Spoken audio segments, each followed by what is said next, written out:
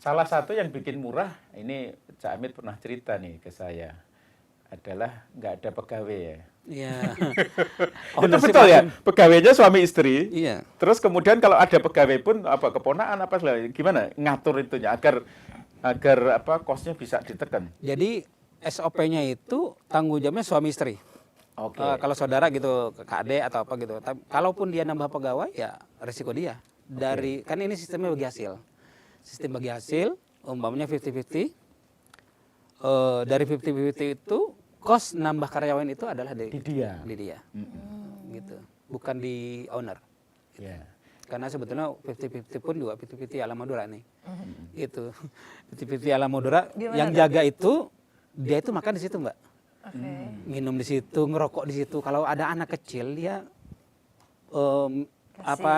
jajannya gitu, es krim gitu-gitu dari situ.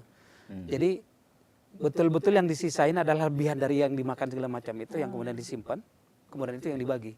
Sebetulnya makanya kemudian jadi besar karena pola kerjasamanya betul-betul menguntungkan yang jaga. Dan lagi kalau flashback kenapa kemudian dulu nggak besar gitu lama, kemudian buat tahun 2010 baru kemudian rame, karena dulu itu kerjasamanya nggak jelas. Kalau sepupu datang bantu, dia berdua sama pamannya. Saya naik-naiknya aja. Yang penting merantau ke ibu kota gitu kan. Kerja setahun paling pulang dikasih 1,5 gitu. Nggak sistem gaji, nggak dihitung gitu. Semau-maunya akhirnya etosnya nggak besar. Semangat untuk memajukan warung tidak besar. Tapi ketika full bagi hasil, dia merasa memilikinya lebih. Besar, ya. Dia ketika kita warung Madura kita ini anggap warung sendiri. Kelola semaksimal mungkin. Ini meningkat, kita nikmatin bersama. Ini turun, kita hancur bersama. Itu, ya. Sehingga ini harus Madura? Nggak mesti. Nggak mesti ya? Nggak Tapi mesti. bisa komit seperti orang Madura juga, kan nggak mesti begitu juga. Saya pernah nyoba waktu COVID itu lockdown kan. Lockdown, banyak orang takut, karyawan saya sebagian pulang. Nggak bisa berangkatin dari Madura. Akhirnya saya coba pakai ART, mantan ART yang sudah nikah gitu-gitu, saya calling di daerah Jawa Barat gitu kan. Banten saya tarik untuk jaga, rata-rata kurang perform. Nah itu. Karena? Etos. Nah, betul. Etos, kejujuran. Nah, kejujuran ini kalau di retail modern ya, tapi ini diawasi sampai IT segala macam nggak kejadian ya. Tapi persoalan ngambil permen, ngambil itu kalau di warung Madura nggak bisa terjadi. Kenapa? Atau kejadian tapi nggak ketahuan? Kejadian, Mas. Tetap aja kejadian. Cuman kan kita meminimalisir cost-nya ya. Mitigasi dari kerugiannya. Pasti mencuri, yang jaga juga yang nggak jujur juga banyak ada. Tapi kan kalau kemudian kita presentasikan, kalau pakai kita dari orang Madura sendiri, potensi suksesnya 80-90% gitu kan. Gitu kalau ya. yang ini di bawah 50%. Gitu.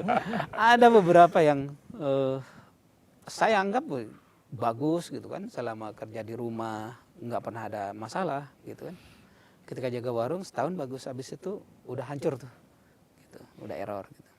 Nah mungkin karena ada belief system dari warung Madura, orang Madura gitu kan, terkait kepercayaan keagamaan yang relatif ketat dari kecil gitu kan. Mungkin itu ada sisa-sisa lah ke Jakarta itu. Kalau murah, Cak Amit, ya, kan kekuatannya kan murah tadi kan 24 jam murah, ya. Nah, kalau murah ini ya, saya pengen tahu dikit ekonominya di warung Madura, ngambil marginnya. Kan pertama overheadnya bisa ditekan karena nggak ada AC, nggak ada lampu. Terus kedua ngambil marginnya, kalau efisien tapi marginnya gede kan juga mahal juga. Jadi bagaimana agar mempertahankan harga kita itu selalu lebih murah ya dari harus ya dari modern ya, dari retail modern. Gimana ya ngambil marginnya dan ngambil struktur cost-nya? Kita kan nggak banyak karena yang jaga kan dia langsung dengan kita. Betul. Mata rantai yang harus kalau retail modern kan ada sampai di pusatnya harus digaji segala macam kan. Ini kan harus overhead yang luar biasa. SDM, shop driver, training. Sementara ini langsung kita aja. Itu jadi makanya murah itu tetap kita bisa jaga. Kalaupun agak naik kadang itu problem dari kegenitan dalam tanda kutip, quote and quote, yang jaga. Berpikir kalau dengan harga segini kita ngambil range 10%, berarti mbaknya dapat 3 juta. Kalau saya naikin harga bisa 4 juta nih gitu. Kalau ada yang beda kayak gitu, beda konsep, beda pemikiran kayak gitu, itu ditertibkan atau diingetin atau dibiarin aja? Ditertibin, kita tegur. Kalau Dari paguyuban? kitanya owner aja, owner. Kalau grup pun tadi itu, grup WA dia tadi itu. nggak Nggak ada paguyubannya. Kan gini, kita evaluasi. Biasanya sih kalau terlalu tinggi harga, omset menurun, Mbak. Ketika dia kan warung saya udah berlangsung 10 tahun, udah tahu range harganya udah segini, tiba-tiba naik 1.000 aja, Iya. pelanggan udah ngeluh tuh. Mereka udah protes, apalagi kalau di tetangga yang udah dekat dengan kita, mereka WA, Pak, ini kayaknya yang jaga ini kurang bagus gitu kan. Harganya kemahalan gitu. Dia udah laporan tuh gitu. Jadi dari situlah kita tahunya, mungkin kita tertipin gitu. Kadang ada maksa gitu. Suaminya harga normal, istrinya naikin. Dia pelanggan itu kadang nunggu dulu. Mereka datang, ternyata istrinya balik dulu ya. Ada kayak gitu.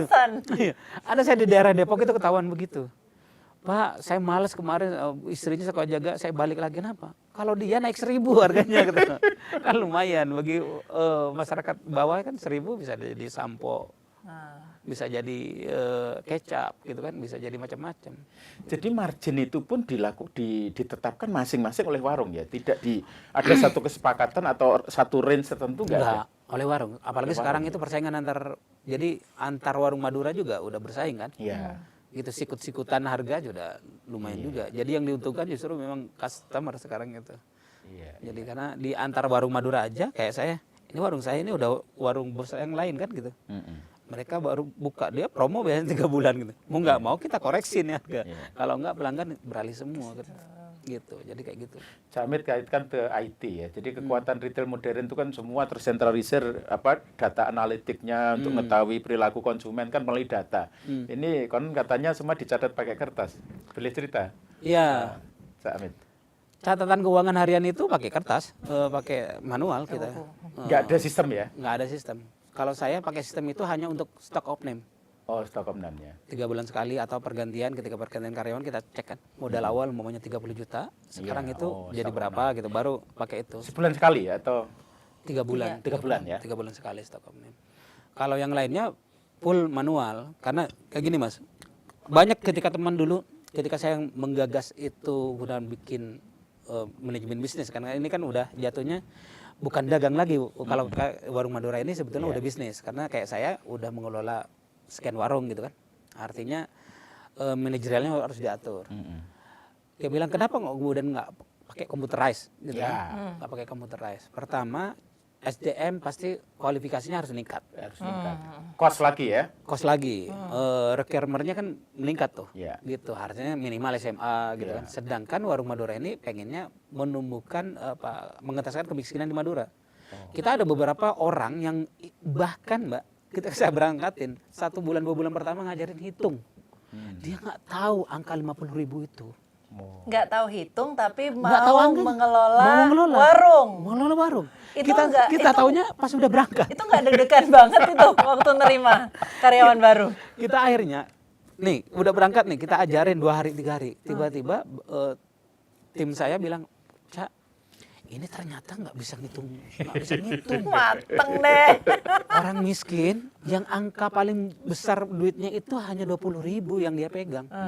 Nggak tahu 50.000, nggak perlu tahu 70.000, nggak tahu 100.000. Rokok yang dia tahu paling 3 item, nggak bisa baca. Ada 2 bulan kita ajarin, asistensi 1 orang kita taruh tuh tim saya untuk ngajarin ngitung. Ngajarin gitu. Nah kalau kemudian kayak gini kan nggak bisa orang-orang seperti ini. Ada orang-orang yang betul yang tadinya ke Malaysia cuman kudu bangunan segala macam gitu kan. Mereka kemudian berdaya dengan warung Madura. Kalau speknya kemudian pakai computerized, anak SMA berarti kan anak-anak milenial jatuhnya gitu. Bukan orang-orang tua gitu, bukan nenek-nenek atau bapak-bapak gitu yang dibantu. Karena warung Madura ini kan modalnya cuma 2 aja, jujur kerja keras. Udah. Itu doang.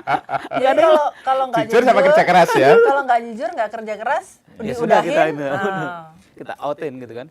Ya hanya itu, modalnya cuma nggak ada modal, cuma berangkat pakai kolor aja kan.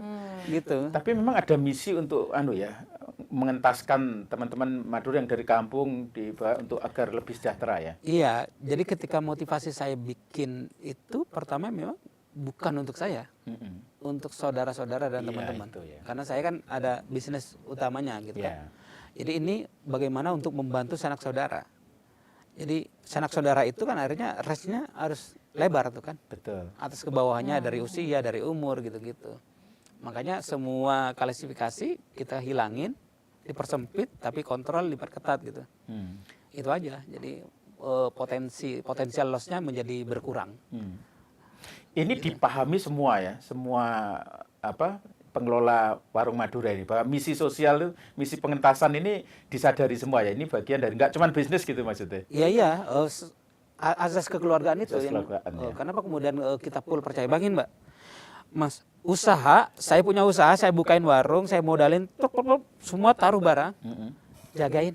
Iya. Kita cuma ngasih tahu di sini itu kulakan, di sini tempat ini, Gitu semuanya aja, dia. Jalan. Habis itu dia nyatet, dia yang belanja. Iya. Hari ini dia catat dapat 3 juta, kita percaya full 3 juta. Besoknya gitu, nggak ada CCTV pun keluar bukan ke yang jaga. Di warung Madura itu bukan memantau yang jaga. Ya, customer ya. Iya. Berarti ini ya tingkat kepercayaannya memang Trust-nya. Iya betul. tinggi ya. ini. Jadi asas kekeluargaannya tinggi. Walaupun sekarang udah nggak kenal gitu kan, tapi di mindset kita ini tetap bagian dari keluarga. Saya harus percaya sama dia. Apalagi kan dia suami istri, Mbak. Suami istri tinggal di kos petakan begitu kan. Iya.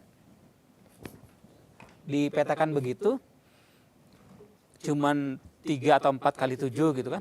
Dia tinggal day to day-nya di situ, kan tetap aja ada butuh kebutuhan biologisnya segala macam. Makanya CCTV-nya ya ke sono, nggak ke sini. Iya. Gitu. Makanya ada yang di saya itu ada 3 hampir 10 orang yang hamil dan punya anak di warung di sekecil itu. Jadi ngatur suami istri ngatur jadwalnya gimana itu? Nah itu dia. Membawa lama gimana? Ya soalnya kan 24 jam buka, ya mereka-mereka aja gitu loh. Iya. Dan nggak pernah ketemu, nggak punya anak dong. Justru itu udah bilang sampai lahir di situ punya Iya, anak. iya. Yang pertanyaan gimana cara ngatur ritme itunya? Pas bikin anak kan nggak bisa melayani pelanggan. Nah itu deh. Bayangin deh. Pakai logika gitu. Tapi bisa ya. Tapi bisa ternyata gitu. Itulah warung Madura gitu. Dinamikanya.